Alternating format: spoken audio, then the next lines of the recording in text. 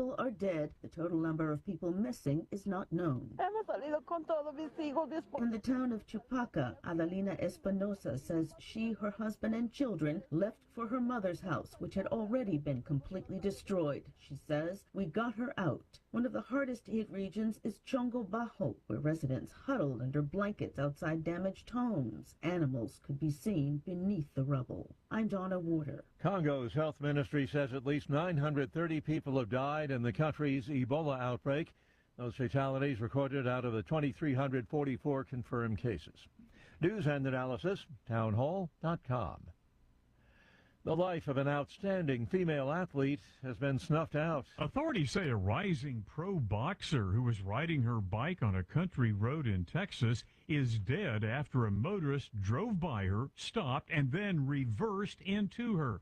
Brazos County Sheriff's Office says 26-year-old Hannah Rapp was riding with another person when she was hit. Authorities say 31-year-old Charles Medina passed Rapp before stopping and then reversing. Investigators aren't sure what the motive may have been. Medina was arrested and charged with manslaughter.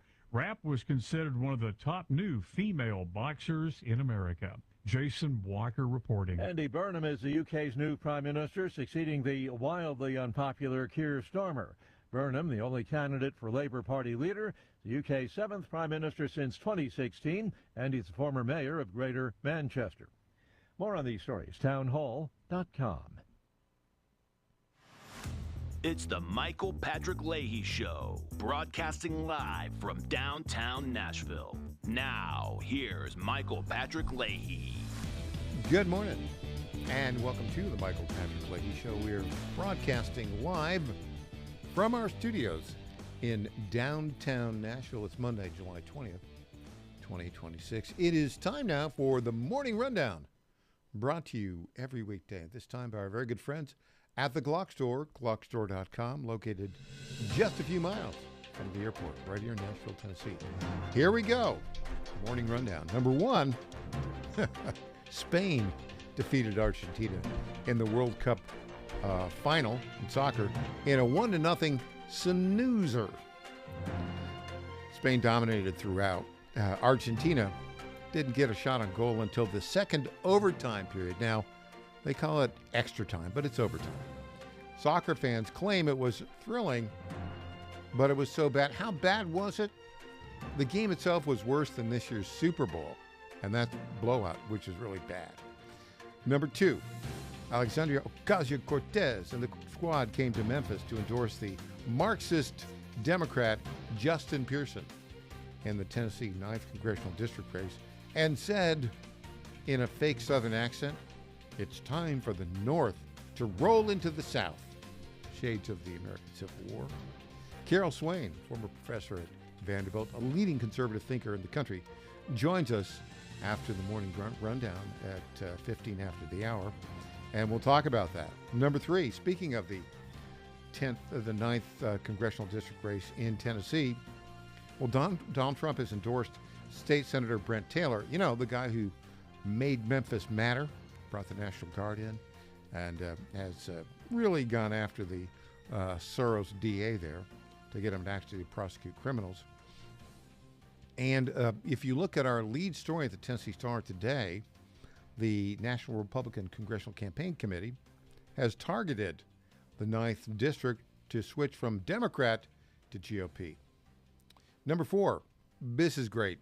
England's strictest headmaster, or headmistress, a woman by the name of Catherine Bribblesang, has a message to fix Western civilization by teaching kids traditional values and teaching them, wait for it, how to read and write and do math. I know, shocking, so they can become critical thinkers. We're going to talk with Carol Swain, a former professor at Vanderbilt, about that as well. Number five, speaking of the United Kingdom, England, Scotland, Northern Ireland, the United Kingdom, well, they have a new prime minister, this leftist Andy Burnham, I guess is his name. He took office today. He's more of a lefty than loser Keir Starmer. Yeah, Starmer was only in for 2 years. They've had, seven prime ministers since 2016. They've had four in the, 3 years? 4 years that King Charles III has been the monarch there. Number 6, finally, did you know that our own Carol Swain is a direct descendant of a slave born in Virginia in 1801 by the name of, wait for it, Thomas Jefferson? Was his father the Thomas Jefferson? Was his father the younger brother of Thomas Jefferson? Or another Jefferson? Yeah, there's a cemetery disinterment controversy that has an impact on that. And we'll talk with Carol about that in the last part of her visit with us in Hour 1. Number 7, speaking of Hour 2, Mark Pulliam, our legal analyst, a retired attorney, and author at Misrule of Law, will talk about the American Bar Association. Has it gone crazy? Yes. There's an example of it going crazy in Kentucky, a state just north of us here in Nashville. Number 8, the Democrats, it looked like, have lost Bill Maher. Are you kidding me? Yeah, they have lost Bill Maher. We'll have a clip. He was talking with, Jonathan Karl the other day about that. And number 9, we'll have follow-up from the intelligence information released by Donald Trump in his big speech to the country. Thursday night? Things move so fast. That was Thursday night, and boom, boom, boom. So many things have happened. So there you go. That is the Morning Rundown, which is brought to you every weekday at this time by our friends at the Glock Store, glockstore.com, located just a few miles from the airport, right here in Nashville, Tennessee. You know, I told you about the O-Site VIP experience at the Glock Store on Friday, August the 7th. I told you it was very limited and would likely sell out. Well, guess what? It has sold out, but that doesn't mean you can't get hands-on with the latest in O-Site optics. Just make plans to attend the free O-Site Day on Saturday, August 8th at the one and only Glock Store. This free event will have hands-on range time, great O-Site giveaways, exclusive in-store discounts, free O-Site swag, food trucks, and much, much, much more. By the way, it's not just the Second Amendment. It's Americana. The food trucks are great there, by the way. The O-Site Fun starts Saturday, August 8th at 9 a.m., goes until 6 p.m. Wow. So make sure you save the date. That's O-Site Saturday, August 8th, and only at the Glock Store, minute from the airport in Nashville, Tennessee, and worth the drive from anywhere. I wonder if it makes sense for me to see if we can have another competition to see who drives the furthest. Because, you know, Tennessee is really the center of Second Amendment rights these days. And the Glock Store is the center where practitioners of the Second Amendment come. And last time, remember back in May, they had their 6th annual open house, and we invited all of our listeners to drive here from wherever they are. And we had listeners come from the Bronx in New York, listeners come from West Virginia, listeners come from Florida. I'm betting, I think I'll have to do this again. We'll see who drives the furthest to come to the free O-Site Saturday, Friday, August the 8th. I think it'll be another big crowd. And I'm waiting for somebody from either North Dakota or South Dakota to make the drive. Or you could fly, because remember, it's just a few minutes from the airport. So there you go. That's the O-Site Saturday, Saturday, August 8th, right here at the Glock Store in Nashville, Tennessee. I could talk a lot longer than that because the Glock Store is great. But now let's go to our clip today. Bill Maher, who, you know, has been a far lefty for a long time, even he thinks the Democrats have gone too far left. Here he is saying, talking, I think it was to Jonathan Karl of ABC News, that he's open to voting for the Republican Party in the 2028 presidential election. Here we go, Bill Maher. You told J.D. Vance you're open, your vote is up for grabs. Yes, my vote is in play because it can't be Trump running. Mm-hmm. So I'm not living in communist America. I mean, I know the talking point is that, well, it's not communism, it's socialism. Okay, I've read the quotes from the DSA platform, from their own mouths. Don't tell me I'm not seeing what I am seeing. And DSA, again, they say things like, you know, takeover of key industries, government. That's communism. You think? It's totally communism. Now, there is some very important news that happened on Thursday, and it's related to that. And this has been kind of a communist takeover for some time. And the deal here is that, Donald Trump had a bunch of intelligence information that he released, which showed that the deep state tried to stop him. Let's play this clip right now. This is the great Catherine Herridge talking about it. Clip 9. So first, just your reaction to the president's announcement tonight. Well, I think it's a very significant announcement, not only what he said, but the fact that they are releasing these documents so that we can really fact check the claims we heard this evening. I've been digging into the documents already, and I found this November 2020 email.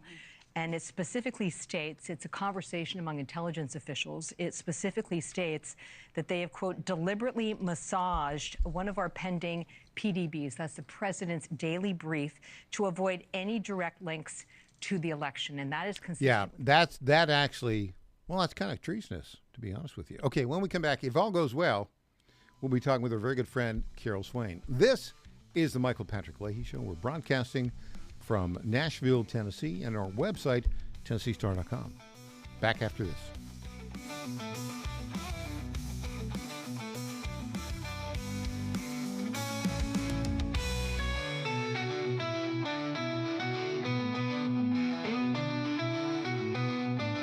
Now more than ever, it's imperative to support companies that share our conservative values. That's why I can't be more excited to tell you that I've switched my family to Patriot Mobile. Patriot Mobile is America's only Christian conservative wireless provider. When you switch to Patriot Mobile, you shift your support away from the leftist, woke, progressive agendas of Big Mobile. Patriot Mobile's wireless service works perfectly and seamlessly as you go about your lives with exceptional nationwide coverage that uses the same towers the main carriers use. Patriot Mobile donates a portion of every dollar earned to causes you care about, to organizations that fight for religious freedom, First and Second Amendments, sanctity of life, and the needs of veterans and first responders. Patriot Mobile has plans to fit any budget, along with great discounts for our veterans and first responder heroes, as well as multi-line users. Switching is easy. Just go to patriotmobile.com/Godzilla or call their U.S.-based customer service team, 972-PATRIOT. That's 972-728-7468. Use offer code Godzilla for free activation. If you owe back taxes, listen carefully to rule number 1. Never go up against the IRS alone. They're cracking down, freezing bank accounts, garnishing paychecks, canceling passports. Even your home or business could be at risk. But here's what they don't tell you. The IRS has powerful tax relief programs that could save you thousands if you qualify. That's why smart people call Optima Tax Relief, America's #1 tax resolution firm. Nobody knows these programs like the experts at Optima. Their team of tax attorneys and licensed professionals have resolved over $2 billion in tax debt for people just like you. The IRS is not stopping, so don't wait, and don't take them on alone. For tax help you need, for tax help you can trust, call Optima today for a free consultation. Call 800-780-3599. 800-780-3599. 800-780-3599. Optima Tax Relief. Some restrictions apply. For complete details, please visit OptimaTaxRelief.com. The Trump administration has brought positive changes when it comes to fixing our broken healthcare system. If we really want to make America healthy again, well, that starts at home. And that's where the Wellness Company comes in. You see and hear from the Wellness Company doctors all the time, and you know their products are the gold standard for keeping you and your family safe and healthy, giving you the opportunity to make sure you're prepared for whatever happens with their prescription medical kits. Additionally, the Wellness Company offers a variety of products, from parasite cleanses to methylene blue to weight loss and so much more. Make America healthy again starts at home. Do your part and protect the health of you and your family. Live a healthier, longer, and more satisfying life. Go to twc.health/Godzilla and order. That's twc.health/Godzilla. Use promo code Godzilla to save 10% today. Congratulations to my friend Michael Patrick Leahy on 9 years of journalistic excellence. I'm Lenny McGill, owner and founder of the Glock Store here in Nashville, Tennessee, and a proud sponsor of Michael Patrick Leahy's Tennessee Star Network for over 5 years. When we started, he was on just one local station. Now, he's on 20 stations. His motto, find the truth and report it. And as long as he sticks to that, we'll stick to being a sponsor. And next year, Michael, let's have a party for you right here at the Glock Store. I'm Brent Taylor, and I approve this message. Brent Taylor has my complete and total endorsement. Those are the words of President Trump announcing his endorsement of Brent Taylor for Congress. President Trump can count on Brent Taylor to support the American First agenda, fighting inflation, cutting spending, deporting illegal immigrants, and protecting our conservative values. President Trump endorsed Brent Taylor for Congress. Now he needs your vote. Paid for by Brent Taylor for Tennessee. 250 years ago, following an extraordinary victory that shook the globe, these newly forged Americans walked off the battlefield to create something unique in the world. A government that values individual liberty and justice. A system of laws built on limiting power and holding the mighty to account. They were young, they were bold, and together they wrote a document that changed everything. That document still stands, and 250 years later, the question remains, can we keep it? This October in Brentwood, Tennessee, students in grades 8 through 12 have a chance to answer that question and compete for a $10,000 Grand Champion Education Scholarship. More than $17,000 in education scholarships will be awarded in all. The 2026 National Constitution Bee, Saturday, October 24th, Spring Hill Suites, Marriott, Brentwood, Tennessee. Register now at nationalconstitutionbee.org. That's nationalconstitutionbee.org. Welcome back to the Michael Patrick Leahy Show. Now, here's Michael Patrick Leahy. New York born and bred Alexandria Ocasio-Cortez rolled into Memphis on Friday and had a message for every Southerner, which I'm sure you want to hear. Here we go, right now, clip 08. About a month or two ago, we were in Montgomery, Alabama. Sister Presley and I were in Montgomery, Alabama. And one of the things that we said was that it is time for the North to roll up to the South. We will not be chased out of places anymore, brothers and sisters. It is going to take all of us together, rejecting the separation, for us to organize and speak life into one another, because we will see the day where we will turn the crooked path straight, Memphis. Okay, Carol Swain, born in Virginia, a graduate PhD out of the University of North Carolina, a professor at Princeton and at Vanderbilt. Carol, also a longtime resident of the state of Tennessee. Carol, good morning. Good morning. What's your reaction to Alexandria Ocasio-Cortez saying the North should roll up into the South? I think she's a very good actress and that she meets the people where they are and she keeps them there. And I think that she did a terrific invitation of her, from her imagination of how Black people talk and how you get Black people to turn out and vote. And so we have to give her her due. And I think her due is she knows she is dealing often with low information voters that she can manipulate. That's what the party does.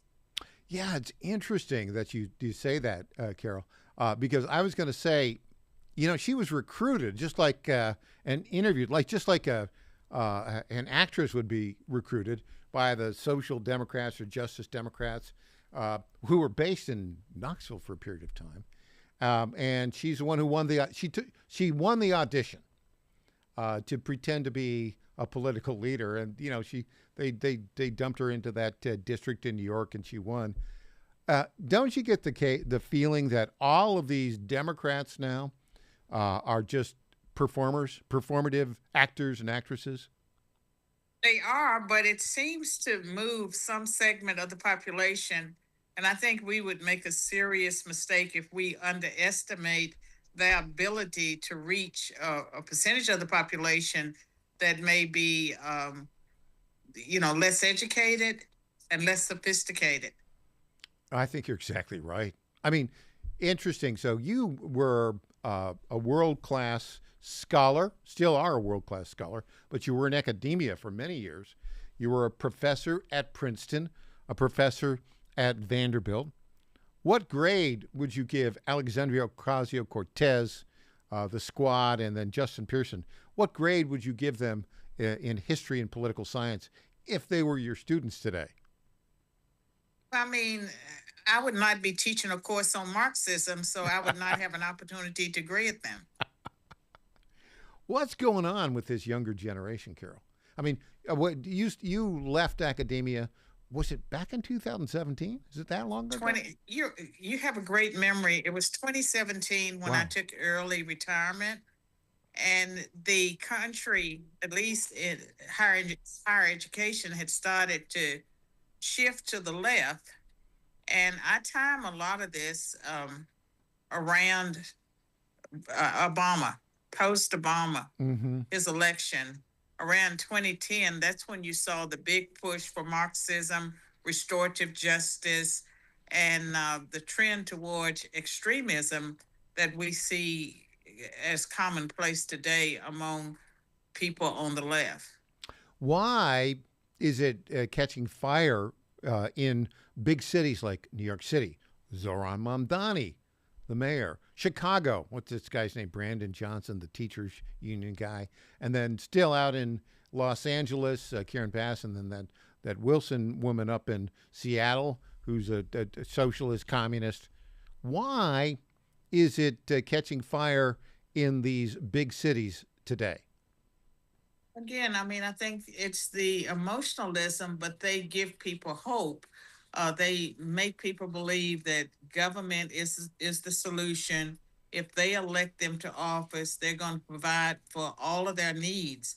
And I think that that's why there's a lot of hopelessness in the inner city. And when you have politicians who have perfected the art of manipulation and deception, it makes it very difficult for some people to parse the truth.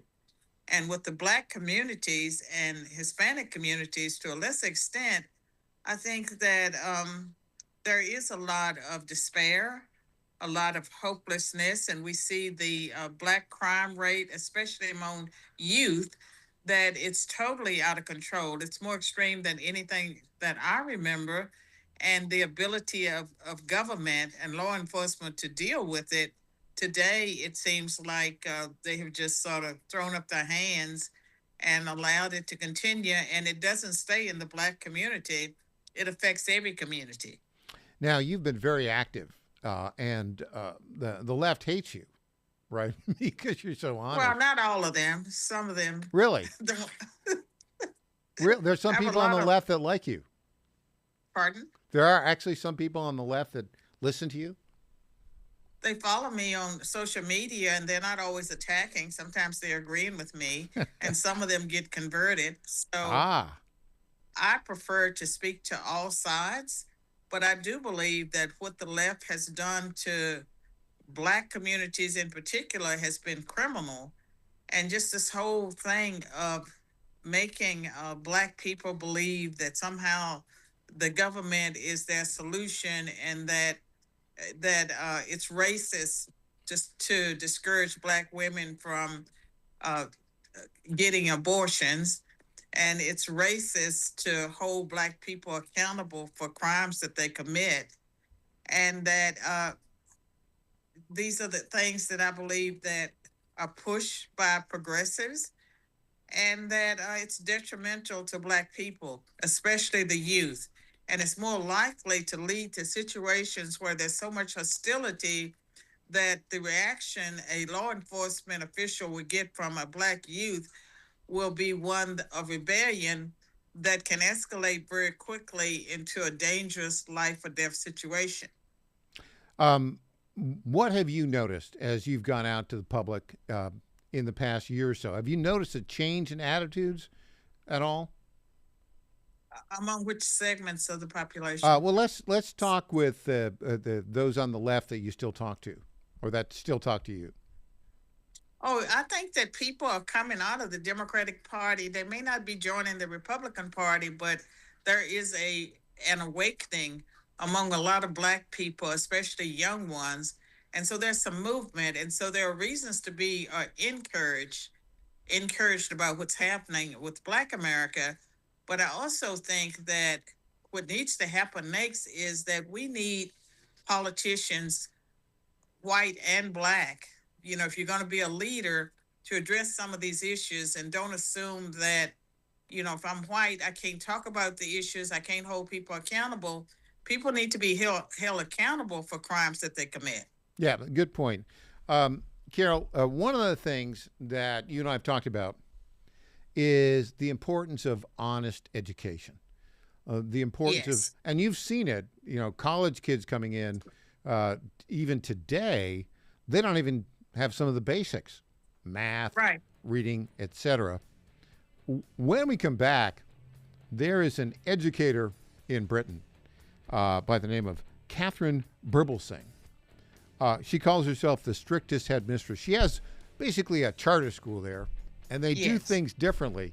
I'm going to play a clip from her and then get your reaction, because I kind of like it. I'll see if you like it as well. Carol Swain will be back with us after this.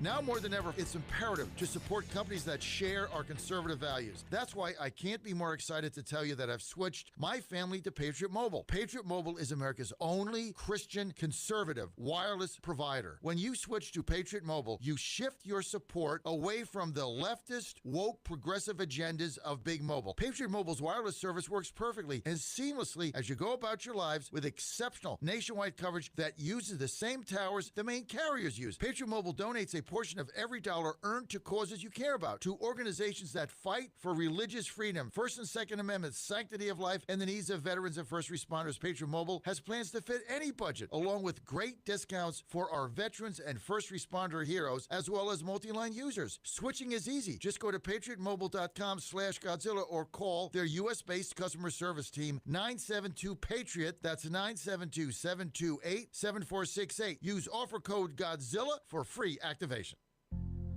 Ponder this. I was a crew member of a sailboat racing team. I should tell you that I never really developed sea legs, so my contributions to the team left a little to be desired. As I recall, on one racing day, the captain put me at the helm. He must have been desperate. During the race, a strong gust of wind came up suddenly. The boat heeled dramatically. I panicked and let go of the helm for fear of being tossed overboard and lost at sea forever. Thank the Lord for the keel, a heavy fin at the bottom of the boat that rights the boat during heavy winds. It remains unseen under the water, but it is a powerful stabilizer during the rough weather. You know, the Lord is like a keel in life. If we turn to Him, especially during turbulent times, He will always guide us to safety. He provides us with stability during rough times in our life if we reach out to Him and ask for help. Run to the Lord in prayer and trust that He will lead you to calmer waters. I'm Susie Kelly, and I am passionately Catholic. Bad decisions limit future options. Make enough bad decisions and you will destroy your life. Listen to The Flatline with your host, Rick Hughes, every Sunday morning on the John Fredericks Radio Network. The Flatline describes a main line of resistance in your soul, built on God's Word. Join us every Sunday morning for 30 minutes of inspiration, motivation, and education, all without manipulation. That's The Flatline with Rick Hughes, heard here every Sunday at 8:30 a.m. on the John Fredericks Radio Network. Washington is wasting $500 million every year on a federal supervision system that doesn't work. Probation officers are overwhelmed. Resources are going to people who pose zero threat, while actual dangerous individuals slip through the cracks. The Safer Supervision Act stops the waste and refocuses every dollar on protecting families from harm. President Trump's own pollster found about 80% of Trump voters want this fixed. It's time for Congress to get this done. Stop the waste. Protect our communities. Visit safersupervision.com. Paid for by the Reform Action Fund. This is State Senator Mark Pody. Government is limited to what it is supposed to do. One of the things that is critical that we're supposed to be working on is transportation. Here in Middle Tennessee, our roads need more help. As your state senator, we are focused on getting more money reoccurring without a new tax increase for our roads here in Tennessee. This is State Senator Mark Pody. Paid for by Campaign for Mark Pody, Christina Hibden, Treasurer. I'm Scott Desjardins, and I approve this message. We will make America great again. President Donald Trump has given his complete and total endorsement to Congressman Scott Desjardins, saying he fights for our military, veterans, law enforcement, and the Second Amendment. I'm honored to be endorsed by President Trump. I know together we've got to control inflation, secure our borders, and strengthen our military. Scott Desjardins, representing the people of the 4th Congressional District. With your support, we will make America great again. Paid for by friends of Scott Desjardins. Johnny Garrett's not some out-of-touch D.C. politician. Johnny Garrett's a Tennessean, a Christian conservative, and a proud father of 3 who's sick of the far left ruining our country with their radical policies. Conservative Johnny Garrett is proudly pro-life, pro-Trump to his core, and will always put America first.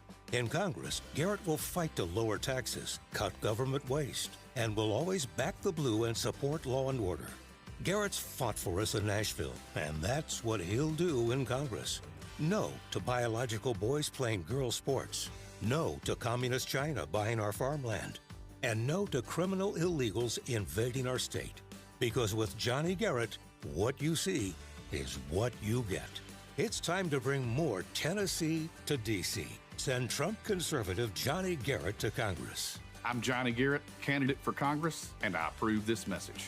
Paid for by Johnny Garrett for Congress. Welcome back to the Michael Patrick Leahy Show. Now, here's Michael Patrick Leahy. It all comes down to what we're teaching our young kids. And in England, I just found out about this person. She's been at it for a long time. Her name is Catherine Birbelsing. And she's going back to traditional values. She's got a charter school in London. And boy, is it fantastic. And she's got a direct, to-the-point message. We're going to play this clip from Catherine Birbelsing, and then we'll get Carol Swain to comment on it. Here we go. You do you. Be who you want to be. And if you think Gen Z is bad, just you wait till you see Gen Alpha. The culture shift comes from what children learn at school and online. Ask any young person what history they learned at school, and they'll tell you Hitler. Ask them what else? Slavery. Ask them what else? American civil rights. In fact, what little they know of history will be all about black and brown people fighting for equality against the white man, women fighting men for the vote, gay and trans people fighting for various rights. Our young people have been taught that history is simply one long story about various groups struggling under the oppressive dead white man. Out with Dickens, Shakespeare, Kipling, and Wordsworth. We must decolonize. History is taught through an oppressor lens. The triangular slave trade, white men held the power. What about Britain ending the slave trade? More than a quick mention, if at all? No. What of the Arab slave trade that lasted 3 times as long as the triangular slave trade? No. Okay, so GCSE history in Britain is often taught as migration through time. So the idea that Britain has always been a land of immigrants is embedded in our children's heads. Most schools would prefer to concentrate learning about the tiny number of black people who existed in Tudor England over a thorough analysis of England's break from Rome. Medieval history becomes her story and is told through the eyes of Eleanor of Aquitaine, because after all, she was a woman. Not to mention weeks on King Mansa Musa of Mali, because he was a black Muslim. His bearing on British institutions, laws, and faith is non-existent. And the fact that he is said to have been the richest man in history, thanks in part to his massive slave-owning society, is a detail somehow that teachers rarely ever teach. So, Carol Swain, I had never heard of Catherine Burblesing. You probably heard of her before, but wow, what a refreshing and honest message. You got to work on your audio there. This woman, there you go. And when I returned to the UK later in late October, perhaps there might be a meeting arranged. Had you ever heard of her? Have you talked? No, I've never heard of this woman. I think she's spot on, and she might be Britain's next William Wilberforce. I think so. Look, I think you need to go over there and meet with her, because she started her own charter school. It's called, I think, the Michaela Community School. It's in London. And the kids there, they toe the line. They all wear uniforms. They say, yes, sir, no, sir. They learn by rote. They learn the classics of English literature. Now, she's an interesting person, Carol. Her father was Indian and Guyanese. Her mother was Jamaican. He was an academic, born in New Zealand, and then lived in Canada for a while, moved to the United Kingdom like when she was 16. So she's biracial. Yeah. That should give her credibility with progressives. I don't understand why we never heard of her before. But I can tell you that a lot of the elite private schools in the United States and around the world are teaching the things that we know that are not educating young people. And they would all be better off if they return to the traditional methods that she endorses. Yeah, I think exactly. And what the kids there learn is accountability and respect. I mean, it goes through every element of it. I mean, there's so much to learn. She's been doing this now. I think she opened the school like in 2011, I think. And I don't know exactly how the charter school system works in England. It's a little different than we do, but it's basically a charter school. I think there's an awful lot that Americans could learn from visiting her school and talking with her.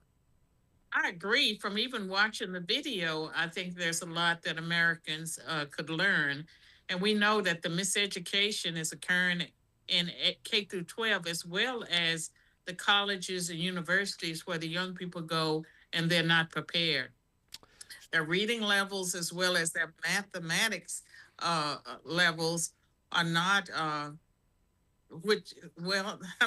remedial education when they get to colleges, and it is the elite colleges as well as the lesser ones. Yeah, we saw a professor at Pepperdine University who said basically like a year ago, incoming freshmen could not read for comprehension.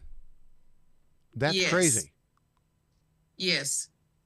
The problem that I see, Carol, I'd like to get your reaction to that, is the American education system doesn't teach the majority of kids to read and write and do basic math at a level of proficiency.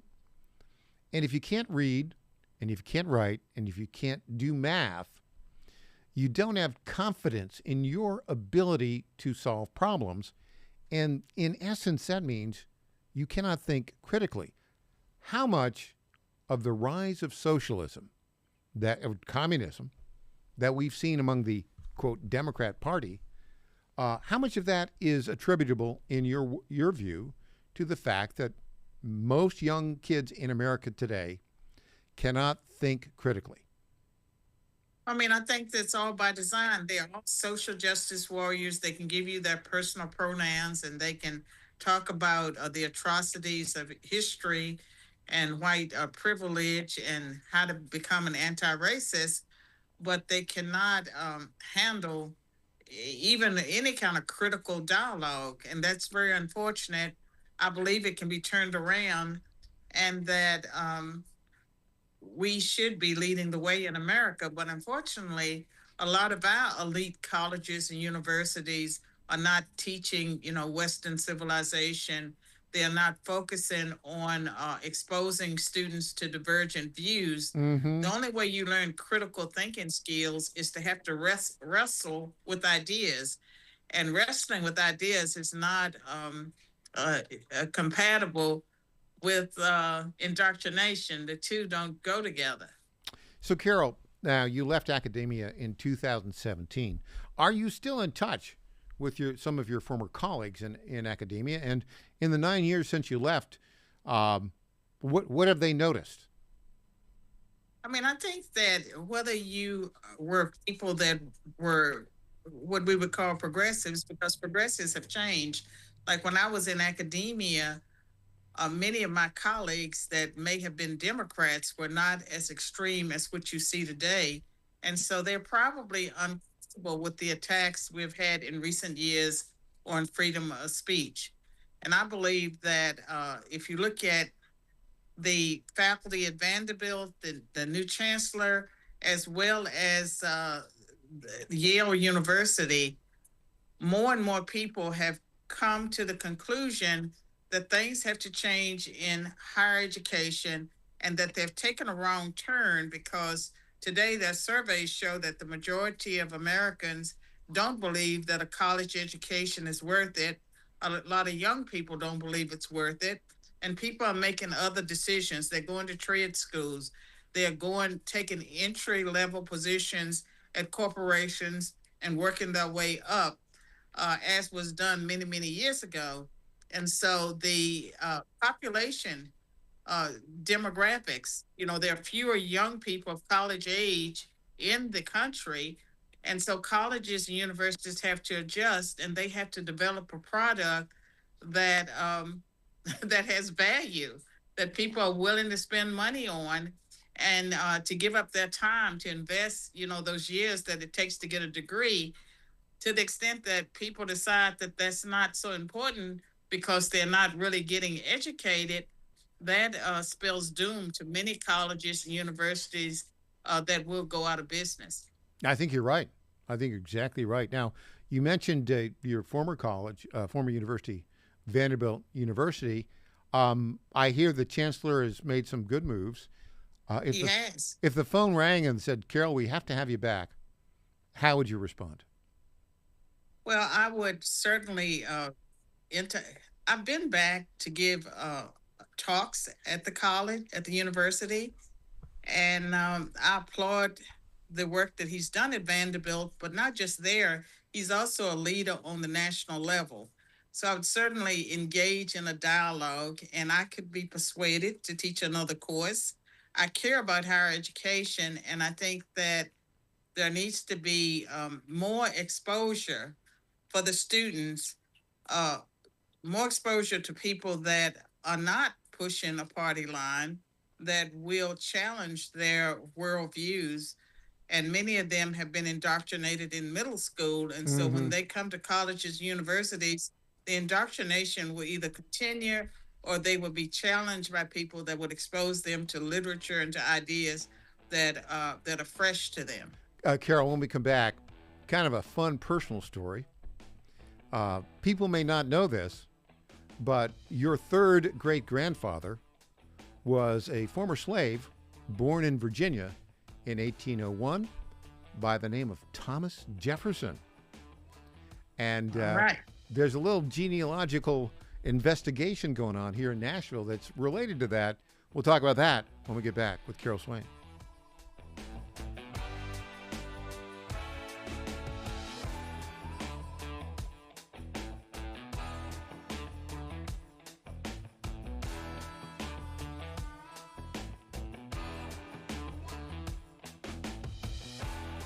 In 2008, the amount of concentrated time people could spend on a task without becoming distracted was 12 seconds. 5 years later, it was only 8 seconds, 1 second less than a goldfish. If you're often distracted or have trouble recalling information, you're likely to fall behind in the demanding, fast-paced 21st century. In other words, brain performance is more critical now than ever. Boost your brain power with Healthy Cell's Focus Plus Recall.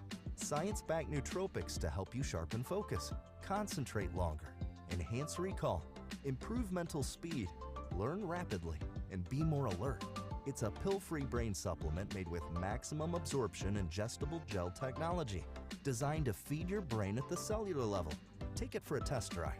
Go to healthycell.com and use code GODZILLA for 20% off your first order of Focus Plus Recall. That's healthycell.com, code GODZILLA for 20% off. Everybody's talking about weight loss injections because the results are so dramatic. They work by lowering blood sugar and reducing appetite. So, what if you're looking to lose weight but not interested in painful weekly injections, especially when you hear about some of those intense side effects? That's why doctors created a weight loss supplement called Lean, and the results are remarkable. The ingredients studied in Lean have been shown to lower your blood sugar, burn fat by converting it into energy, and curb your appetite and cravings, so you're not as hungry. But listen, Lean is not for the casual dieter with only a few pounds to lose. The doctors at Brickhouse Nutrition created Lean for frustrated dieters with 10 or more pounds to lose. Get started with 20% off and free rush shipping so you can add Lean to your healthy diet and exercise plan. Go to takelean.com and enter the code Godzilla for your discount. That's discount code Godzilla at takelean.com. Ponder this. How many times have you heard that freedom means doing whatever you want as long as we don't hurt anyone else? On its face, this sounds pretty reasonable.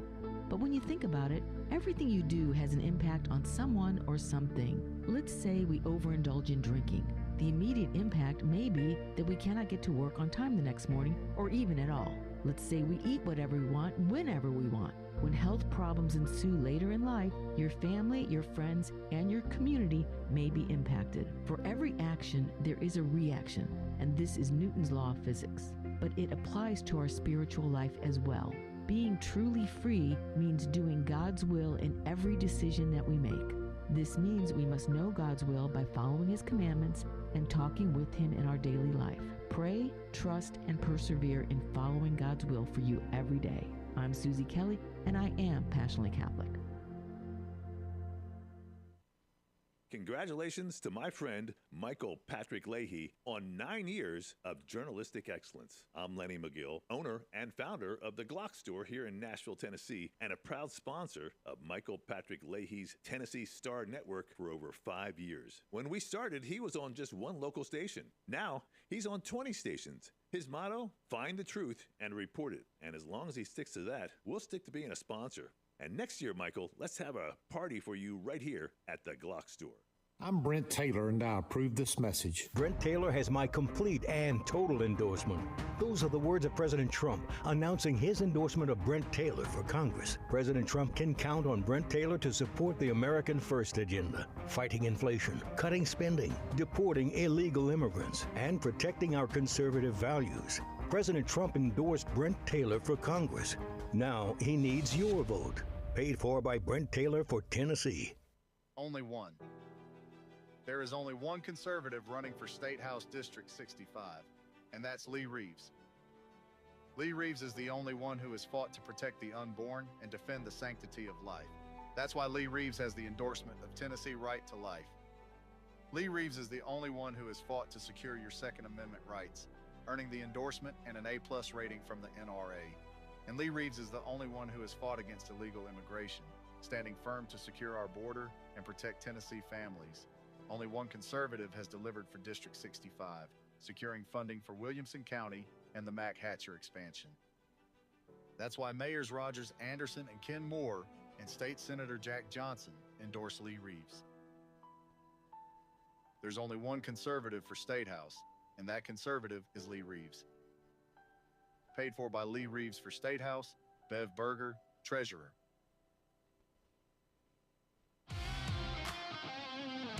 Welcome back to the Michael Patrick Leahy Show. Now, here's Michael Patrick Leahy. Our guest, the great Carol Swain. Carol, a lot of people may not know that I am an amateur genealogist, and I looked up your family tree, and we discovered with information that you helped provide that, and I verified, that your great-great-great-grandfather was a freed slave born in Virginia in 1801 by the name of Thomas Jefferson. That caught our attention, didn't it? It did, and he came from Popular Forest, Virginia, where Thomas Jefferson had a plantation. Gee, now there's a connection here to Nashville, which is the following. At Monticello, all of the lefties who run it now, the home of Thomas Jefferson, they've stated conclusively that Thomas Jefferson fathered the children of the slave Sally Hemings, but it's not really conclusive because the information says it could have been a male Jefferson. He had a younger brother by the name of Randolph Jefferson, who was a bit of a, he was somebody who enjoyed life, shall we say. And there is some confirmation that one of his slaves was the sister of Sally Hemings, and there's some claim that he fathered a child by the sister. Now, where does this get to Nashville? So Randolph Jefferson had his last child by his second wife was named John Randolph Jefferson. After he was born, and after the father died, the brother of Jefferson died, the second wife moved with the child to Nashville, Tennessee. And John Randolph Jefferson died at the age of 29 in 1845. He's buried in Nashville City Cemetery. It's possible, I don't know if you've thought about this, Carol, but the slave Thomas Jefferson, born in Virginia, near the area where Thomas Jefferson had a plantation, it seems to me, I'd be curious if I were you, if you might be related to Thomas or to Randolph Jefferson. What are your thoughts on that?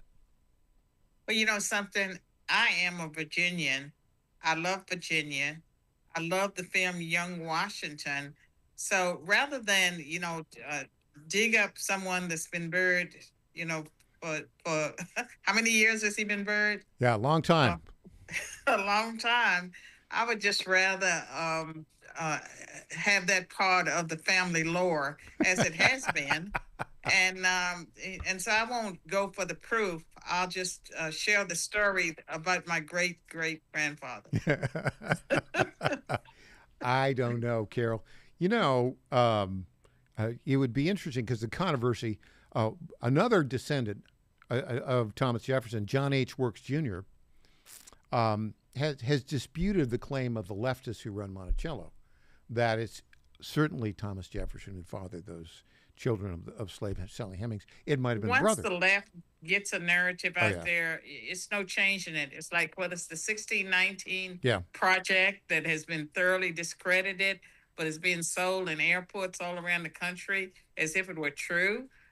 Once they get their narratives out there, George Floyd, there's no changing it. So this other fellow who's a descendant of Thomas Jefferson, 7 generations, John H. Works Jr., in December of this year filed a petition in Davidson County Court to exhume the body of John Randolph Jefferson. Not surprisingly, the leftists who run Metro Nashville have opposed that petition, and I don't think the body's been exhumed.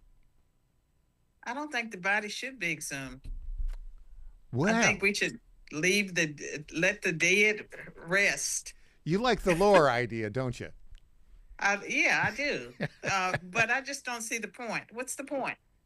Well, I would like to know if you're a direct descendant of Thomas Jefferson or maybe a direct descendant of Randolph. I'd be interested in that. Well, I did try to convince some of my male relatives to do the Ancestry.com to do a DNA test, but no one was interested. They were afraid about how that DNA might be used. Well, now I'm that's sure a good that our point. DNA is already in China. Well, and I was not willing to do it. And I understand that point entirely. Carol, this is a fun story, and you are always terrific to have as a guest, and we're delighted to have you here. Thank you so much for joining us, Carol. Next time I'll be in studio. It's too hard to hold this cell phone, and my equipment's not working at home. Well, you're doing great, by the way. Thank you so much, Carol. Thank you. All right. Bye. There you go. Wow. I like that. Carol is great. Okay. Speaking of great, the very best legal analyst in the country, bar none, the one, the only Mark Pulliam, is here in studio, and we're going after the ABA, we're going after Obama judges, we're going after Ketanji Brown Jackson, and that awful, terrible, no good, rotten birthright decision. Back after this.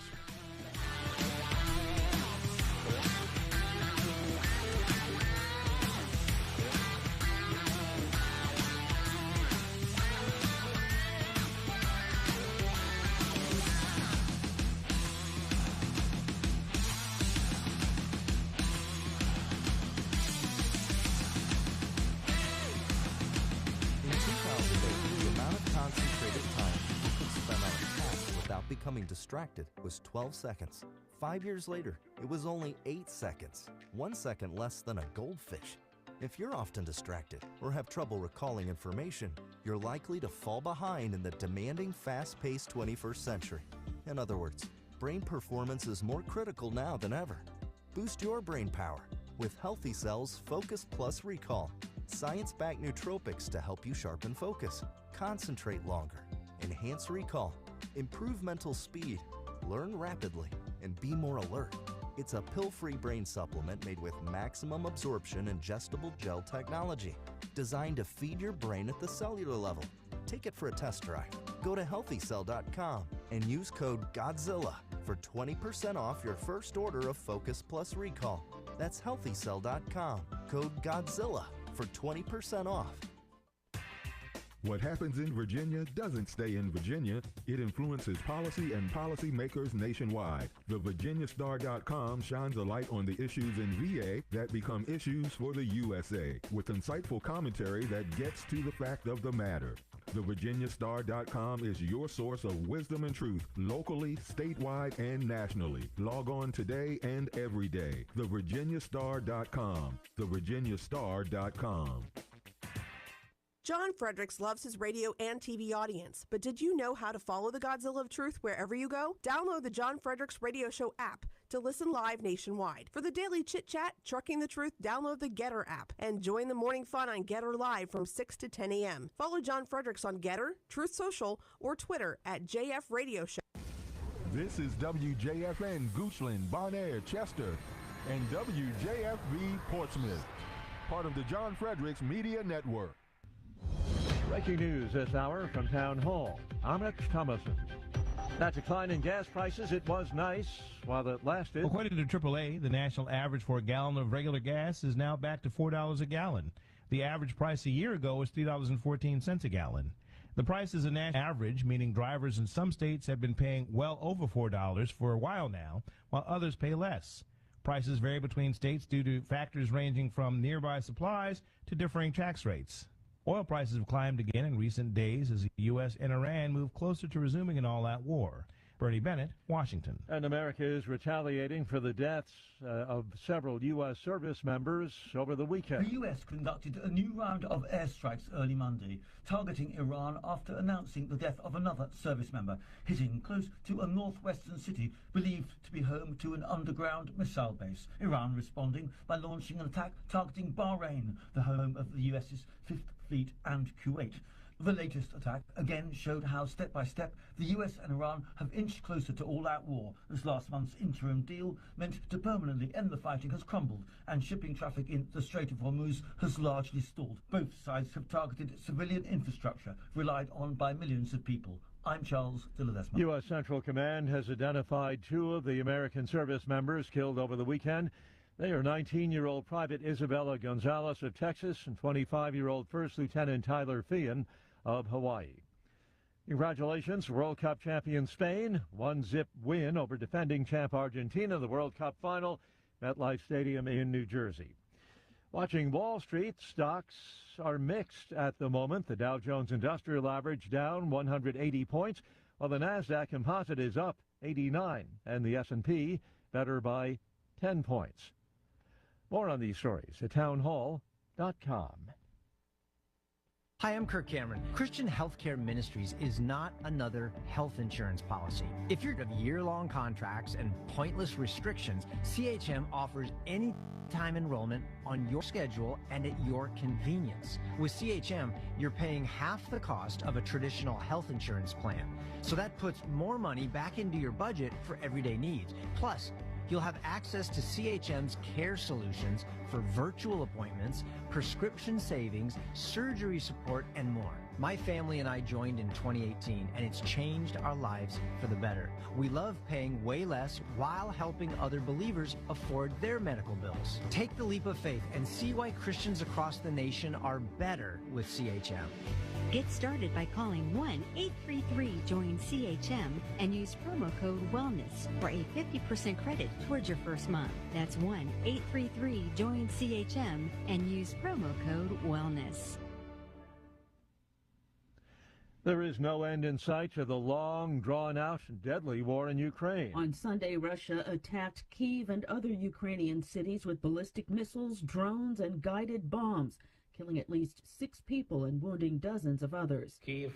Ukrainian President Volodymyr Zelensky says Kyiv and the region were a key target for the Russians, and he says they had been preparing this attack for several days, accumulating missiles. President Donald Trump says he's prepared to grant Ukraine licenses to produce Patriot air defense systems, the most effective means of intercepting Russian ballistic missiles. But full production could take years. I'm Donna Warder. Congo's fast-spreading Ebola outbreak continues to claim lives. 930 people have succumbed so far out of the 2,344 cases confirmed to date.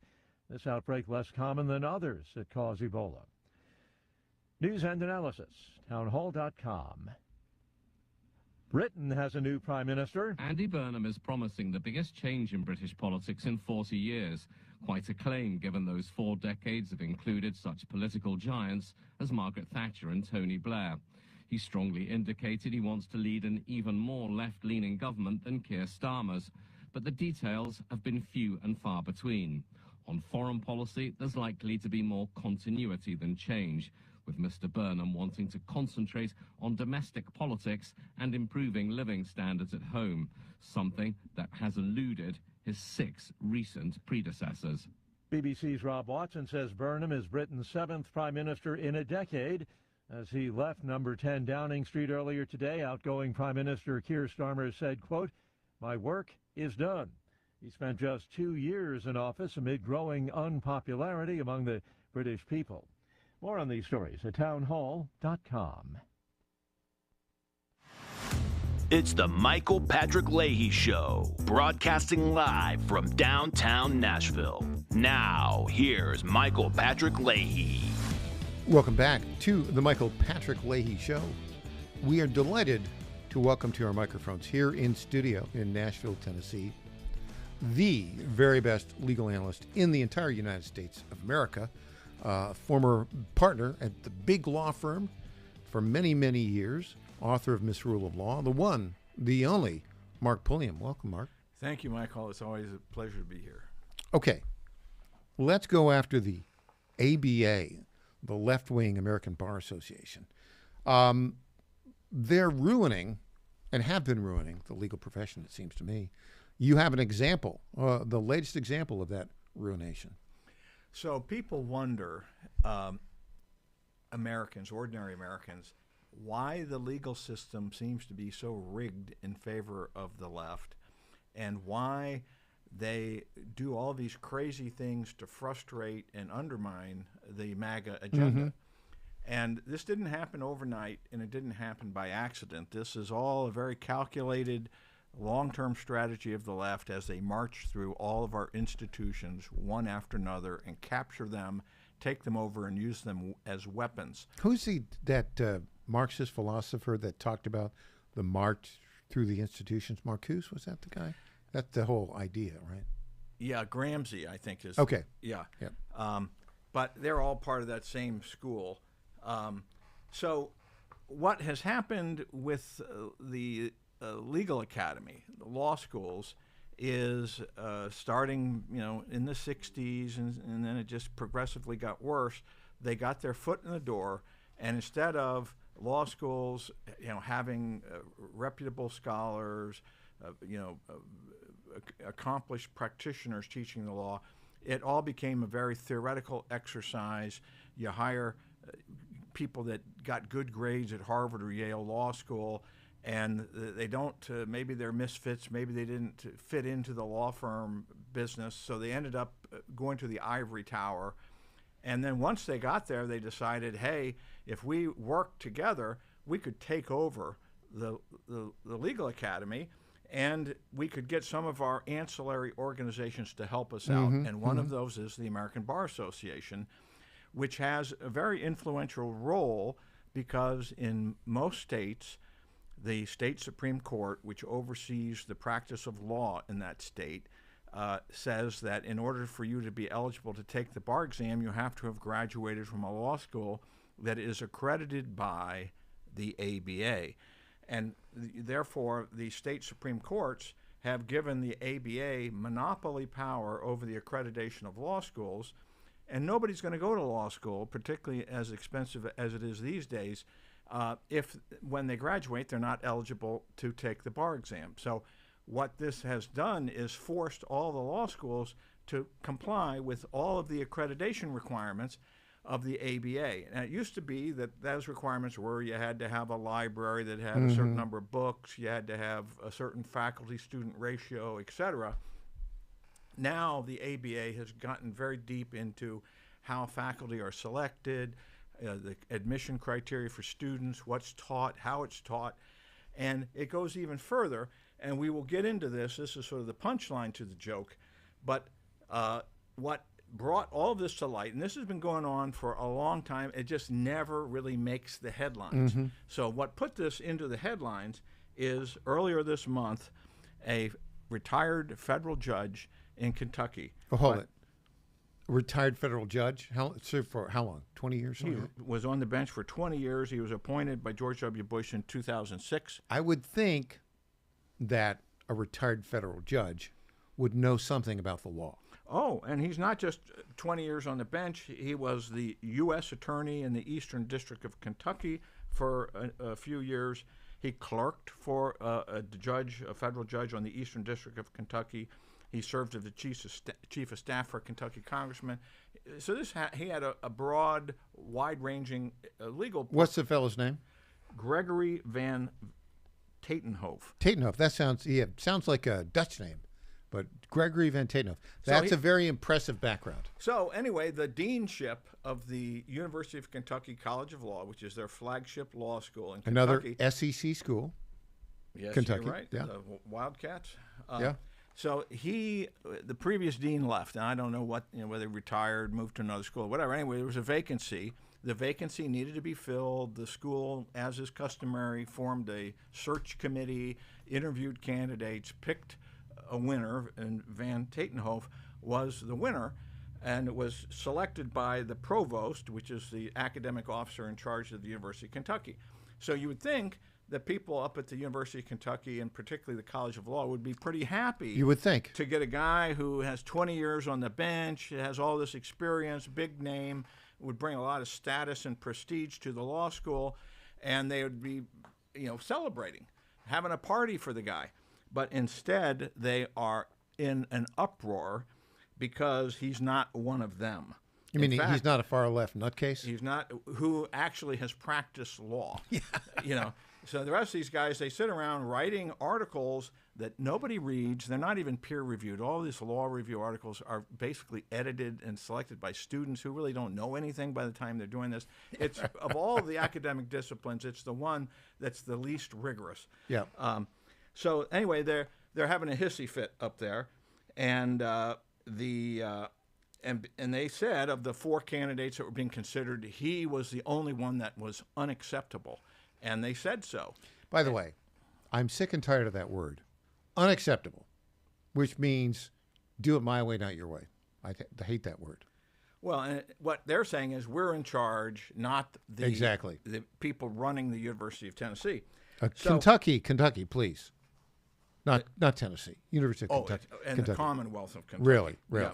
So So and now their liberal Democrat governor has jumped into this controversy. Andy Beshear, who wants to be president, that guy. Yeah, and he's criticizing. By the way, do you know they have a state income tax there? And they also have a bad university system that's woke. There's not many things, and both of their senators are non-MAGA senators. So they claim to be a red state, but they can't hold a candle to Tennessee. So this is a political controversy, but a political controversy wouldn't make the newspapers if there wasn't a man bites dog element to it. And so last week, the man bites dog element got this issue into the headlines. And so there was a suspended University of Kentucky law professor named Ramsey Woodcock. And he was suspended last year. He's an antitrust professor, but for some reason he's rabidly anti-Semitic. And he has a website called the Anti-Zionist Legal Studies Movement. And he circulated a petition, an online petition, seeking people to sign it, saying that Israel should be destroyed militarily and that we supporting Hamas in the Gaza war, the people that slaughtered the women and children. And that got him suspended from teaching at the University of Kentucky College of Law. But it hasn't prevented him from filing lawsuits. He filed a lawsuit? He filed a lawsuit in Where? federal court in the Eastern District of Kentucky. Gee, I wonder what happened then. So that's where the person he's complaining about was a judge for 20 years and knew everybody on the bench. So everybody on the Eastern District of Kentucky bench had to recuse themselves.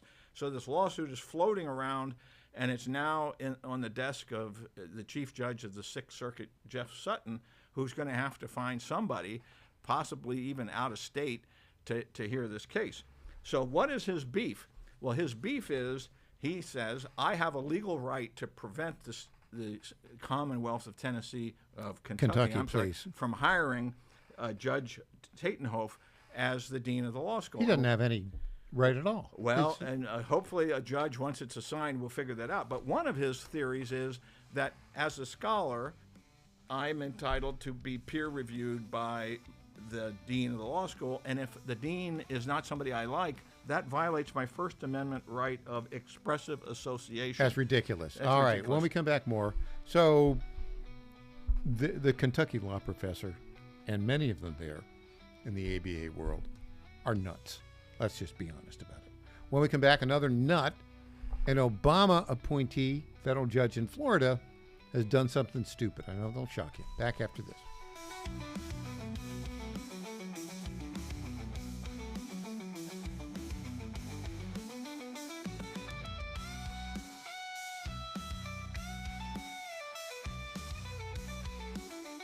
Hey folks, Al Green here for SatPhone. When you're on the go, you want to know you're connected. If it's a family vacation or an off-the-grid escape to a remote destination, having reliable communication helps you feel safe and secure. You can't afford to find yourself in a dead zone. That's why you need SatPhone. Satphones are reliable, durable, and give you global coverage. If you can get outside, you can get in touch. It's that simple. Make calls from your Satphone to any regular cell phone in the United States. The phones are $1,500 value, but you can get yours free. Just sign up for a 15-month plan, $94.95 a month. Get 150 minutes monthly that roll to the next month. Go 3 months without using them, that's fine. Yes, 3 months, 450 minutes, all yours. Visit SAT123.com or call 855-980-5830. SAT123.com, 855-980-5830. Get surety and security with your sat phone. Call now. Washington is wasting $500 million every year on a federal supervision system that doesn't work. Probation officers are overwhelmed. Resources are going to people who pose zero threat, while actual dangerous individuals slip through the cracks. The Safer Supervision Act stops the waste and refocuses every dollar on protecting families from harm. President Trump's own pollster found about 80% of Trump voters want this fixed. It's time for Congress to get this done. Stop the waste. Protect our communities. Visit safersupervision.com. Paid for by the Reform Action Fund. The President of the United States, Donald J. Trump. Marsha Blackburn is an incredible person. She's a fighter, a true fighter. For the people of Tennessee, she loves your state. Trump trusted Tennessee first. Marsha Blackburn will deport illegal immigrants from Tennessee in record numbers and ban China from buying up 1 inch of Tennessee land. Marsha Blackburn, a very, very early supporter of ours, a really wonderful woman. A rock-solid conservative who will fight the woke agenda, deliver results, and never, ever back down. They're lucky to get you because you are a talent and a great person, and you've been with me all the way, and I appreciate it. Tennessee's one and only Marsha Blackburn for governor. She's a fighter, a true fighter. For the people of Tennessee, she loves your state. Paid for and authorized by Marsha for Governor, Treasurer Glenn Jacobs. And they're off. This summer, the Thunder returns to Colonial Downs Racetrack. Live thoroughbred racing June 25th through September 7th. Feel the excitement. Hear the roar of the crowd. Experience Virginia's premier horse racing destination every Thursday through Sunday all summer long. Bring the whole family for Family Fun Sundays, packed with activities for all ages. Parking, free. General admission, free. Memories, priceless. Make Colonial Downs Racetrack your new summer fun time tradition. Get tickets and race day info now at colonialdowns.com. Congratulations to my friend Michael Patrick Leahy on 9 years of journalistic excellence. I'm Lenny McGill, owner and founder of the Glock Store here in Nashville, Tennessee, and a proud sponsor of Michael Patrick Leahy's Tennessee Star Network for over 5 years. When we started, he was on just one local station. Now, he's on 20 stations. His motto, find the truth and report it. And as long as he sticks to that, we'll stick to being a sponsor. And next year, Michael, let's have a party for you right here at the Glock Store. I'm Scott Desjardins, and I approve this message. We will make America great again. President Donald Trump has given his complete and total endorsement to Congressman Scott Desjardins, saying he fights for our military, veterans, law enforcement, and the Second Amendment. I'm honored to be endorsed by President Trump. I know together we've got to control inflation, secure our borders, and strengthen our military. Scott Desjardins, representing the people of the 4th Congressional District. With your support, we will make America great again. Paid for by friends of Scott Desjardins. Johnny Garrett's not some out-of-touch D.C. politician. Johnny Garrett's a Tennessean, a Christian conservative, and a proud father of 3 who's sick of the far left ruining our country with their radical policies. Conservative Johnny Garrett is proudly pro-life, pro-Trump to his core, and will always put America first. In Congress, Garrett will fight to lower taxes, cut government waste, and will always back the blue and support law and order. Garrett's fought for us in Nashville, and that's what he'll do in Congress. No to biological boys playing girl sports. No to communist China buying our farmland. And no to criminal illegals invading our state.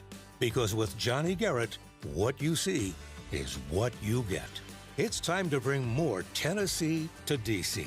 Send Trump conservative Johnny Garrett to Congress. I'm Johnny Garrett, candidate for Congress, and I approve this message. Paid for by Johnny Garrett for Congress.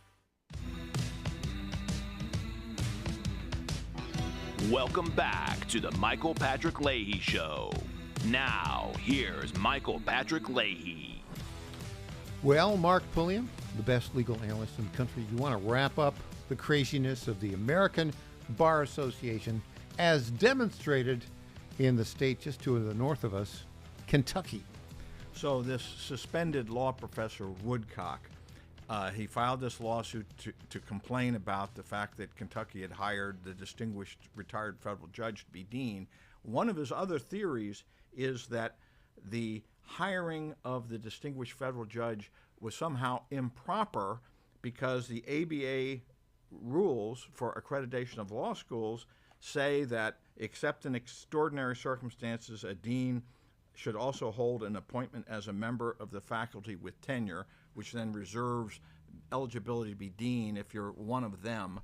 And then also states specifically that except for good cause, a dean should not be appointed or reappointed to a new term over the stated objection of a substantial majority of the faculty. Well, there's one guy. Is it the substantial majority? I think, well, because they had declared him to be an unacceptable candidate. So the University of Kentucky has a left-wing faculty, and what they're saying is we get to choose. We get to veto the deans we don't like. Effectively, we're in charge of the law school. Doesn't matter that the taxpayers in Kentucky pay for it, that there's a academic governance body that's in charge.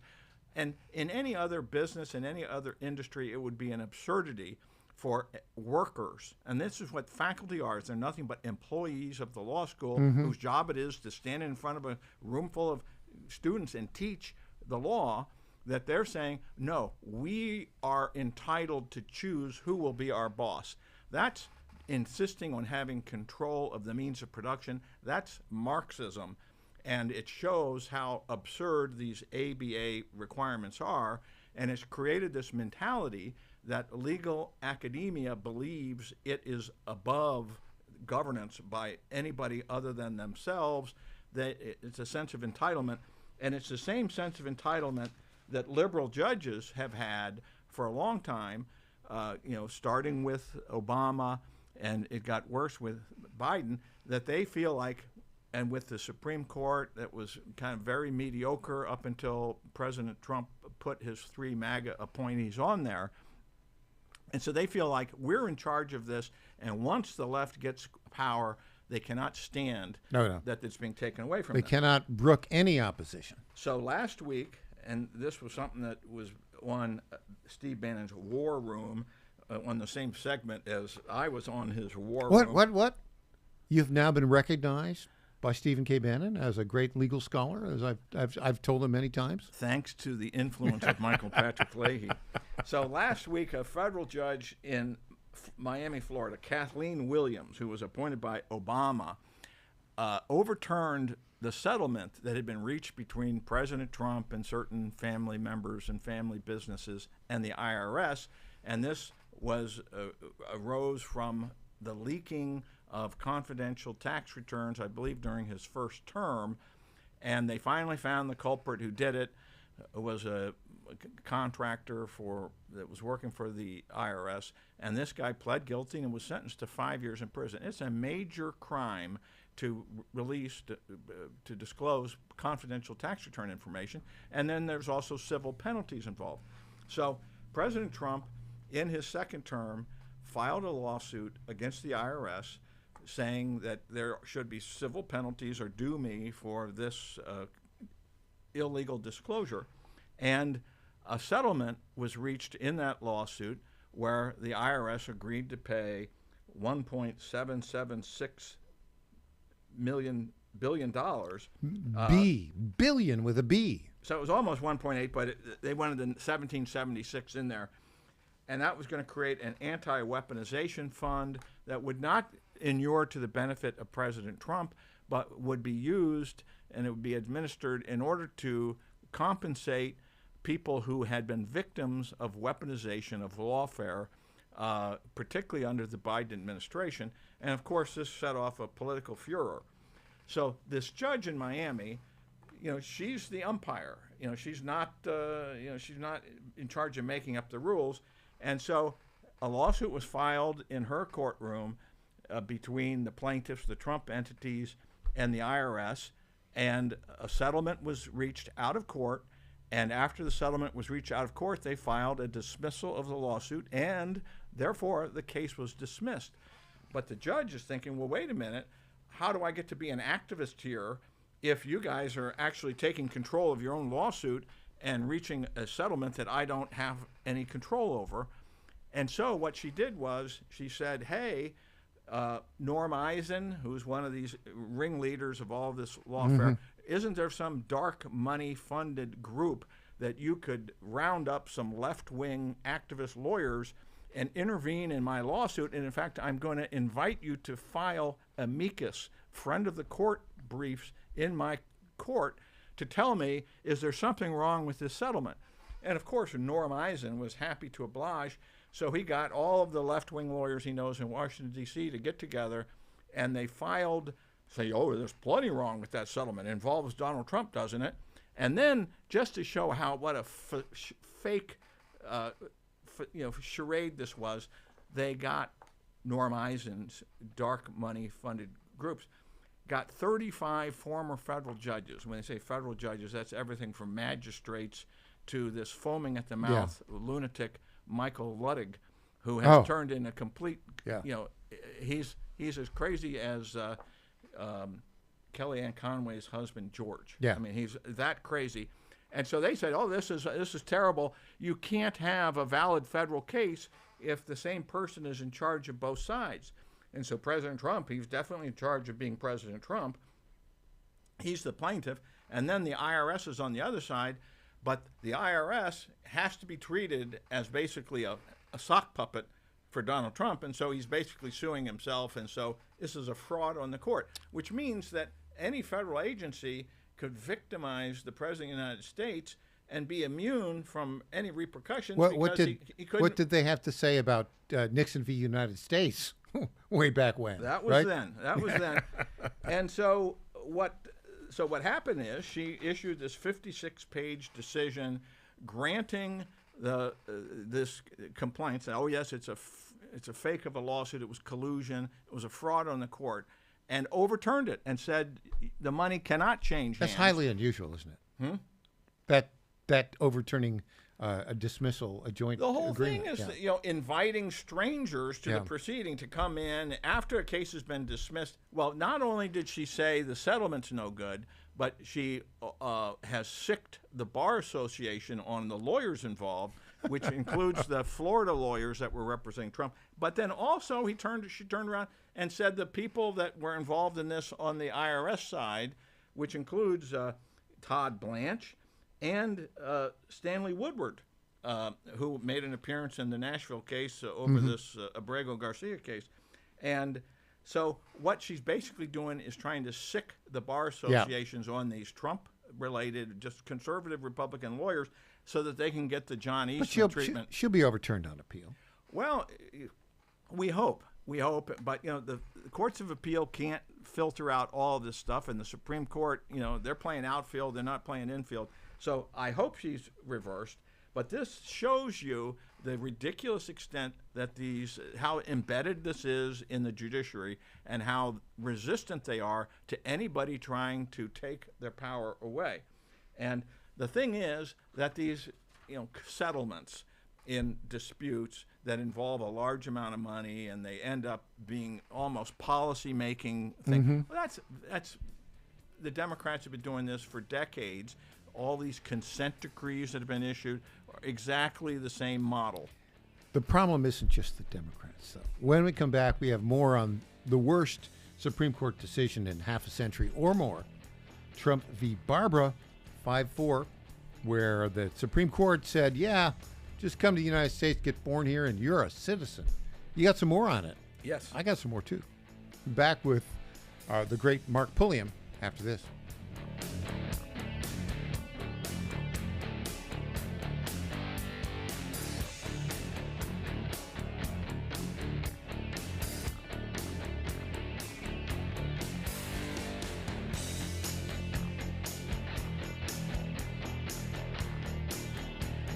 Folks, this is Crom Carmichael, CEO of Soul Team. I have recently turned 77 years old. I do not take prescription drugs. I have not had to take prescription drugs, and I attribute a lot of my good health to a product that I've been taking, which is the active ingredient in Soul Tea. It's a 22% concentration of theaflavin. We did clinical trials on it 25 years ago and found that it helped lower cholesterol. We have had many, many hundreds of letters and emails from customers telling us how it has helped them not only manage their cholesterol, but lower their triglycerides and help them on their blood pressure. And I can't tell you how much I attribute to Soul Tea for my good health at age 77. And I encourage you to go to GodzillaHeart.com. That's GodzillaHeart.com. And use the code Godzilla at checkout, and you'll get a 50% off on your initial shipment of Soul Tea. And I promise you it will be a great help for your heart health. Thanks so much. And they're off. This summer, the Thunder returns to Colonial Downs Racetrack. Live thoroughbred racing June 25th through September 7th. Feel the excitement. Hear the roar of the crowd. Experience Virginia's premier horse racing destination every Thursday through Sunday all summer long. Bring the whole family for Family Fun Sundays, packed with activities for all ages. Parking? Free. General admission? Free. Memories? Priceless. Make Colonial Downs Racetrack your new summer fun time tradition. Get tickets and race day info now at colonialdowns.com. Lifestyles Unlimited is a real estate education group that gives you the roadmap and resources to start building income through real estate. You'll learn practical strategies for using investment properties to create extra income and make informed decisions, one step at a time. Join today for just $297. That's a 60% savings off the regular price of our real estate education program. Text radio to 88007. That's RADIO to 88007. Presented by Lifestyles Unlimited. The Trump administration has brought positive changes when it comes to fixing our broken healthcare system. If we really want to make America healthy again, well, that starts at home. And that's where the Wellness Company comes in. You see and hear from the Wellness Company doctors all the time, and you know their products are the gold standard for keeping you and your family safe and healthy, giving you the opportunity to make sure you're prepared for whatever happens with their prescription medical kits. Additionally, the Wellness Company offers a variety of products, from parasite cleanses to methylene blue to weight loss and so much more. Make America healthy again starts at home. Do your part and protect the health of you and your family. Live a healthier, longer, and more satisfying life. Go to twc.health/Godzilla and order. That's twc.health/Godzilla. Use promo code Godzilla to save 10% today. This is State Senator Mark Pody. Government is limited to what it is supposed to do. One of the things that is critical that we're supposed to be working on is transportation. Here in Middle Tennessee, our roads need more help. As your state senator, we are focused on getting more money reoccurring without a new tax increase for our roads here in Tennessee. This is State Senator Mark Pody.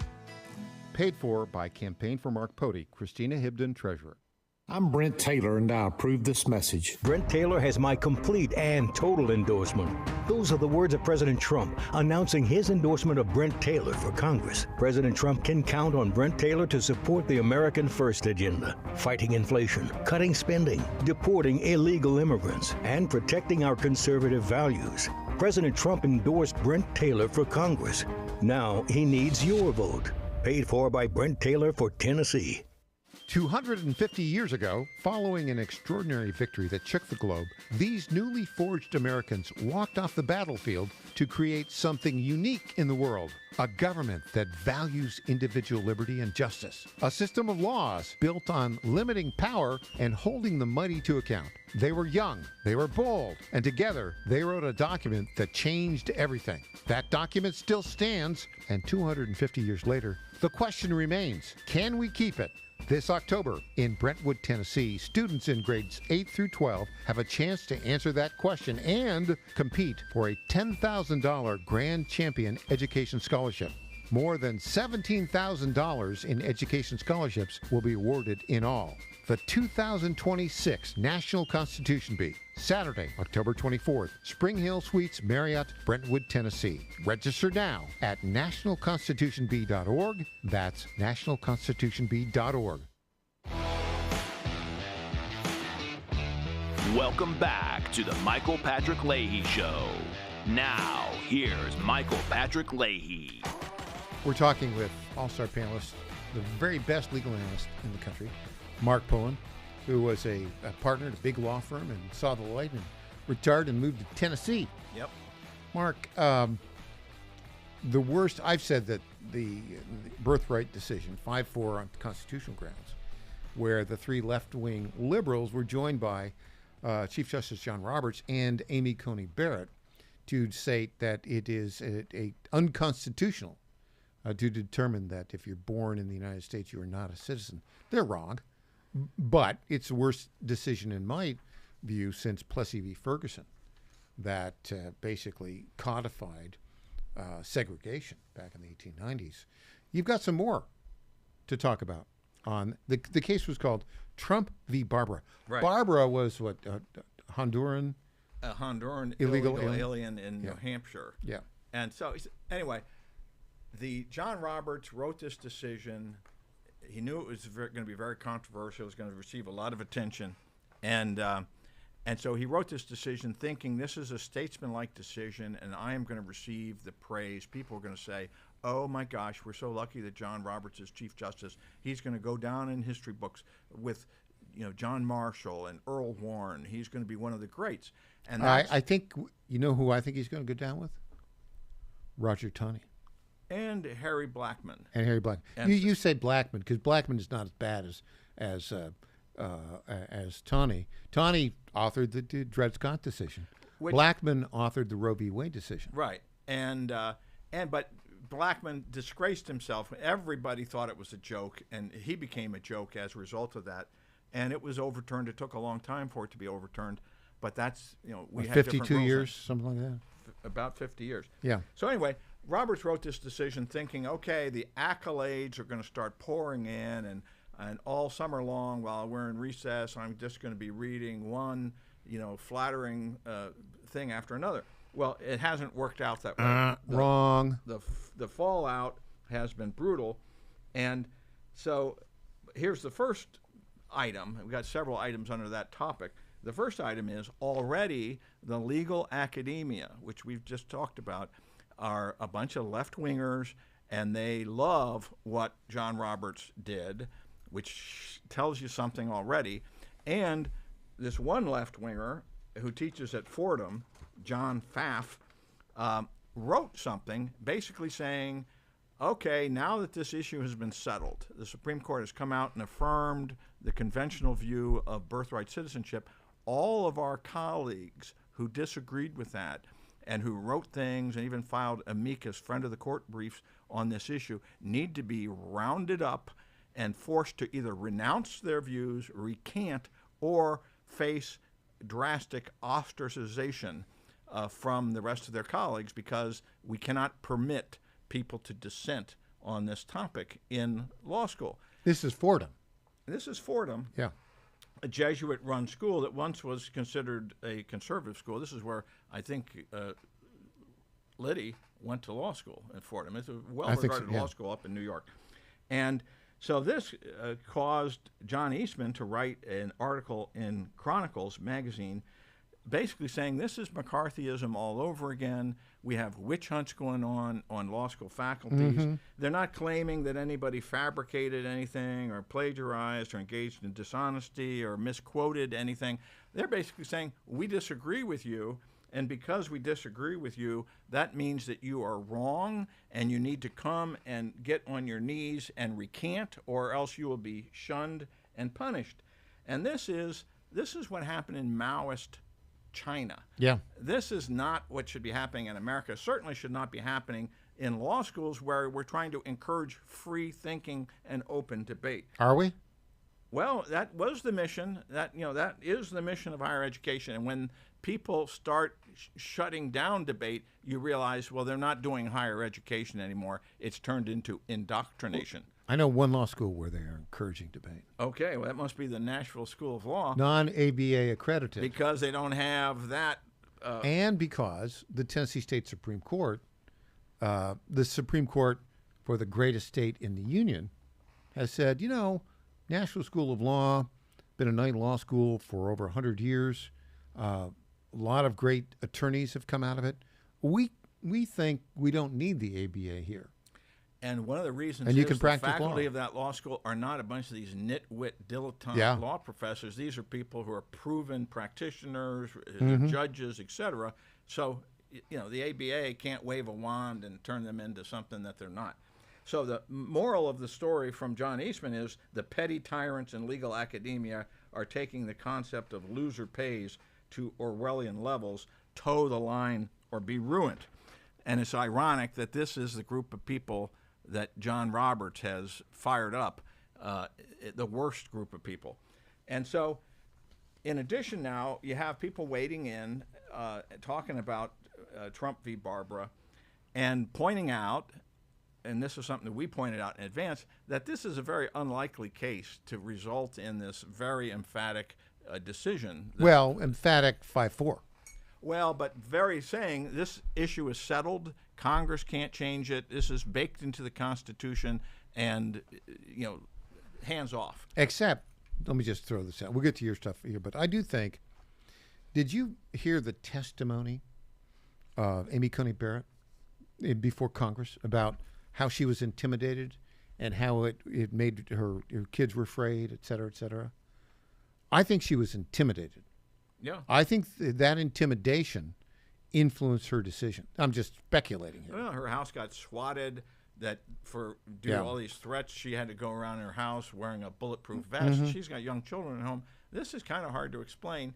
And, it may be that Brett Kavanaugh could survive an assassination attempt and not have to flinch, but... She's flinched. There's no question. She's shaky. Yeah. And by the way, I think the request that the Department of Justice put in for the Supreme Court to reconsider this, we're almost timed out on that, aren't we? We're pretty close to timeout. And it hasn't been filed? I think it's been filed, but Okay. I think the clock's running. Yeah, nobody expected it would be granted, but what it does is, send the signal that the president is very unhappy with this. So anyway, people are pointing out that this case should not have resulted in what people call a maximalist opinion, where you basically write an opinion for the ages. It was a facial challenge, that it was questionable standing. When you say facial, you mean that it was a challenge to the constitutionality of it, correct? Well, and the theory is that there is no aspect of this executive order that could withstand a challenge. So it's not like you're saying, as it is applied to me, it's unconstitutional. You're saying it could only be unconstitutional no matter how it's interpreted or applied. Mm-hmm. It was a pre-class certification. So the Supreme Court granted cert in this case before there was a final judgment. So this was basically a Hail Mary pass. And instead of saying, okay, we're going to wait for later, we're going to wait for a record, we're going to wait for Congress to do something, write something very minimal, they said, no, we're going to treat this as one for the ages, and we're going to take it to the limit. That's not even good judicial statesmanship. You're deciding things you don't need to decide, and they're getting beat up. That the Federalist had an article about this saying he violated procedures to write this type of decision. But I think the most bruising comment came from Rachel Bovard, who wrote another piece for the Federalist, and she's saying that court has changed as a result of Trump and the fact that the Republicans have eliminated the filibuster for Supreme Court appointments.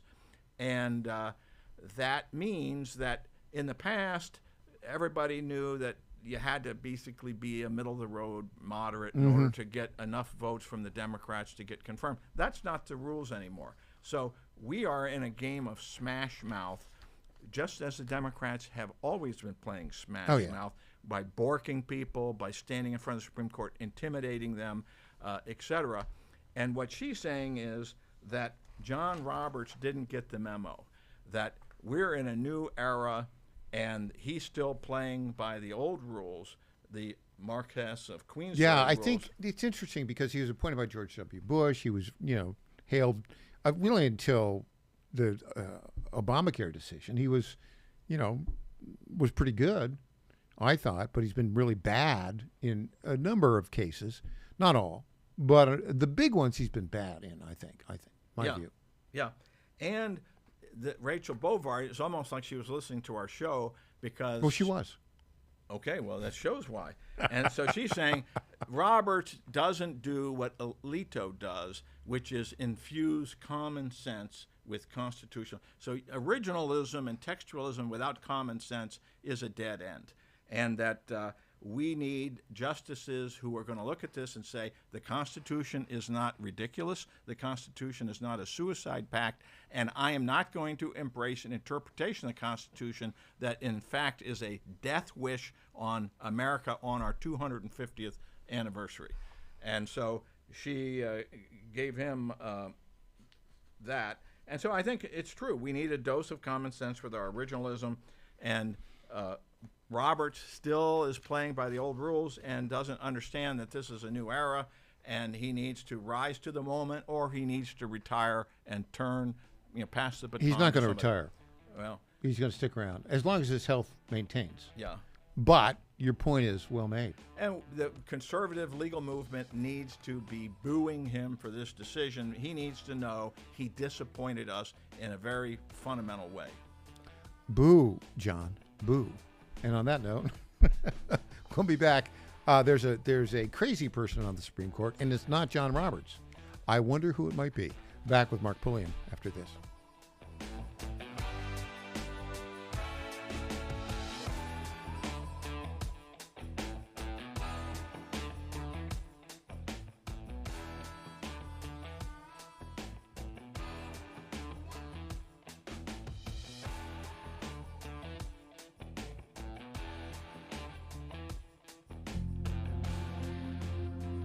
Ponder this. I've recently noticed that the way a person drives may have a direct correlation to their personality.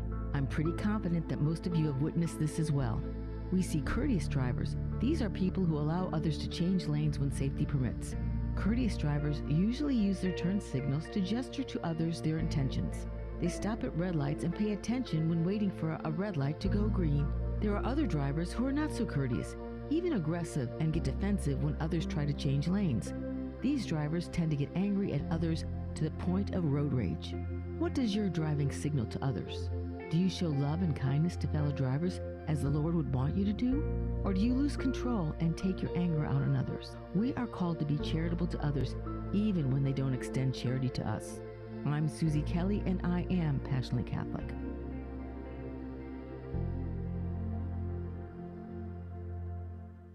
This is Crom Carmichael, CEO of Solti. We got a wonderful email from one of our customers up east named Joe, and here's what he had to say. I started taking Solti almost out of desperation with little hope because I was resigned to the futility that although I was up to taking 2 statins a day, high cholesterol was something I just had to learn to live with. In fact, when I turned 60, after taking a stress cardio test, my doctor called me on a Saturday, which of course is never a good sign, and told me that I was clogged more than 95% of the people my age. I had an angioplasty and a stent procedure done at that time. Today, my stubborn triglycerides are only 1/3 of what they had been before starting taking Solti. My prescription statin dosage has shrunk from 60 milligrams to only 10 milligrams a day. My primary care doctor that I have had for many years still can't believe the results, and neither can I. Thank you, Solti, for providing such a wonderful product. And folks, I want to invite you to take care of your heart also by going to GodzillaHeart.com. That's GodzillaHeart.com. Use the code Godzilla at checkout, and you'll get a 50% discount on your initial shipment. Thanks so much. Everybody's talking about weight loss injections because the results are so dramatic. They work by lowering blood sugar and reducing appetite. So, what if you're looking to lose weight but not interested in painful weekly injections, especially when you hear about some of those intense side effects? That's why doctors created a weight loss supplement called Lean, and the results are remarkable. The ingredients studied in Lean have been shown to lower your blood sugar, burn fat by converting it into energy, and curb your appetite and cravings, so you're not as hungry. But listen, Lean is not for the casual dieter with only a few pounds to lose. The doctors at Brickhouse Nutrition created Lean for frustrated dieters with 10 or more pounds to lose. Get started with 20% off and free rush shipping so you can add Lean to your healthy diet and exercise plan. Go to TakeLean.com and enter the code Godzilla for your discount. That's discount code Godzilla at TakeLean.com. Johnny Garrett's not some out-of-touch D.C. politician. Johnny Garrett's a Tennessean, a Christian conservative, and a proud father of 3 who's sick of the far left ruining our country with their radical policies. Conservative Johnny Garrett is proudly pro-life, pro-Trump to his core, and will always put America first. In Congress, Garrett will fight to lower taxes, cut government waste, and will always back the blue and support law and order. Garrett's fought for us in Nashville, and that's what he'll do in Congress. No to biological boys playing girl sports. No to communist China buying our farmland. And no to criminal illegals invading our state. Because with Johnny Garrett, what you see is what you get. It's time to bring more Tennessee to D.C. Send Trump conservative Johnny Garrett to Congress. I'm Johnny Garrett, candidate for Congress, and I approve this message. Paid for by Johnny Garrett for Congress. Only one. There is only one conservative running for State House District 65, and that's Lee Reeves. Lee Reeves is the only one who has fought to protect the unborn and defend the sanctity of life. That's why Lee Reeves has the endorsement of Tennessee Right to Life. Lee Reeves is the only one who has fought to secure your Second Amendment rights, earning the endorsement and an A+ rating from the NRA. And Lee Reeves is the only one who has fought against illegal immigration, standing firm to secure our border and protect Tennessee families.